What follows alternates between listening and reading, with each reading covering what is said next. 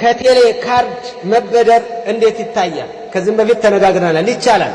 ይህ የ25ቱን ካርድ ዛሬ ላይ አገኘህ ነገ ላይ በ28 ሊቆርጥብህ ይችላል።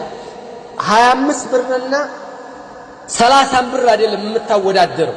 እንደዛ አታወዳደር። እንደዛማ ከሆነ 25 ብር በ30 ብር ማለት 5 ብር ትርፍ አለ። ስለዚህ 30 እና 25 5 ብር ሪባ መጥቷል ልትል ትችላለህ። እንደዛ አይደለም። አንተ በ25 ብር ያስሞላው አየር ነው፣ ነፍዕ ነው፣ መንፈዓ ነው። መካከል ላይ ጃኬት ጫማ እንደ ማለት ነው።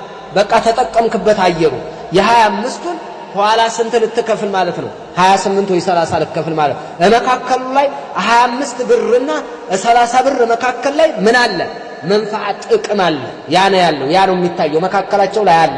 30 እና 25ን ቀጥታ ብርና ብር እንዲያታገናኝ። ስለዚህ ይሄ ነው والله اعلم ተናግሬያለሁ ከዚህ በፊት ማለት ነው። በስፋት ነው ያየነው ይሄ ኢንሻአላህ። ሌላ 9ኛ ጥያቄ